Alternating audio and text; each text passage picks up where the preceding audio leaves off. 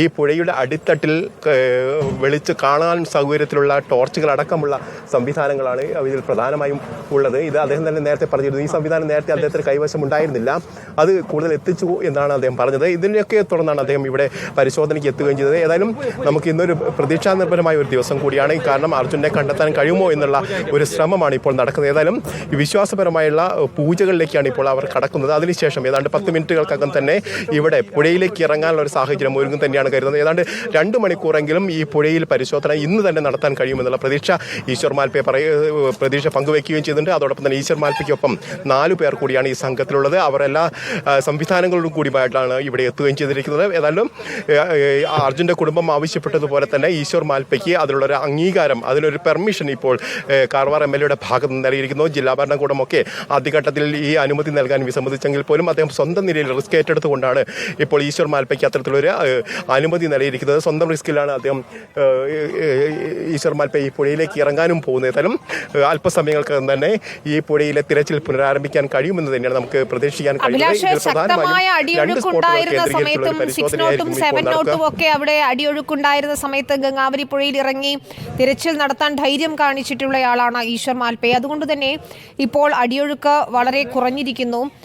അവിടെ തിരച്ചിൽ നടത്തുമ്പോൾ അദ്ദേഹത്തിനും പ്രതീക്ഷയുണ്ട്, നമുക്കും പ്രതീക്ഷയുണ്ട്. ഇപ്പോൾ ദൃശ്യങ്ങളിൽ കാണുന്നത് അവരുടെ സജ്ജീകരണങ്ങളാണ് എന്നാണ് മനസ്സിലാക്കുന്നത്. കൂടുതൽ ഡൈവർമാർ നാളെ എത്തുമല്ലേ? ഇന്നിപ്പോൾ എത്ര മണിക്കൂർ തിരച്ചിൽ നടത്താൻ കഴിയുമെന്നതാണ് ഒരു ആശങ്ക. കാരണം 4 മണിയോട് അടുക്കുകയാണ്. ഏറി വന്നാൽ 2 മണിക്കൂർ ചിലപ്പോൾ തിരച്ചിൽ നടത്തിയേക്കും. അടുത്ത ദിവസം, അതായത് നാളെ തന്നെ കൂടുതൽ ഡൈവർമാർ എത്തും അദ്ദേഹത്തിന്റെ സംഘത്തിലുള്ളവർ എന്നാണ് മനസ്സിലാക്കേണ്ടതല്ലേ? ഒപ്പം NDRF സംഘവും എത്തുമ്പോൾ നാളെ തീർച്ചയായും ഇതിലൊരു വലിയ പ്രതീക്ഷ കൈവരുന്നു എന്നതാണ്.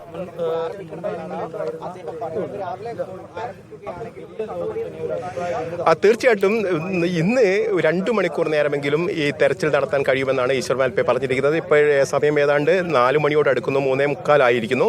അപ്പോൾ 4 മണിയോട് കൂടി തന്നെ തെരച്ചിൽ പുനരാരംഭിക്കുകയാണെങ്കിൽ ഏതാണ്ട് 6 മണി വരെ ഇത്തരത്തിൽ പരിശോധന നടത്താൻ കഴിയുമെന്നാണ് അദ്ദേഹം പറയുന്നത്. അതിനുശേഷം നാളെ രാവിലെ 8 മണിയോട് കൂടി തന്നെ കൂടുതൽ വിപുലമായ സംവിധാനത്തോടു കൂടി തന്നെ ഇവിടെ തെരച്ചിൽ നടത്താൻ കഴിയും. കൂടുതൽ ഡൈവർമാരടക്കം ഇവിടേക്ക് എത്തുകയും ചെയ്യും എന്ന് പറയുന്നു. അതോടൊപ്പം തന്നെ NDRFന്റെയും SDRFന്റെയും സംഘങ്ങളും ഇവിടെ ഉണ്ടാകും. ഈ ഈശ്വർ മാൽപ്പയ്ക്ക് പിന്തുണയുമായി തന്നെ അവരും കൂടി ഉണ്ടാവും. ഇവർക്കൊപ്പമുള്ള സംഘമായിരിക്കും നാളെ ഈ തെരച്ചിൽ നടത്തുക എന്നാണ് മനസ്സിലാക്കാൻ കഴിയുന്നത്. അങ്ങനെയാണെങ്കിൽ നാളെ മുഴുവൻ സമയവും ഇത്തരത്തിൽ തെരച്ചിൽ നടത്താൻ കഴിയുമെന്നും അത് അപ്പോൾ തന്നെ കണ്ടെത്താൻ കഴിയുമെന്നുള്ള ഒരു പ്രതീക്ഷ തന്നെയാണ്. കാരണം 3 പേരെ കൂടിയാണ് ഈ ദുരന്തവുമായി ബന്ധപ്പെട്ട് ഈ മണ്ണിനടിയിൽ നിന്ന് കണ്ടെത്താനുള്ളത്.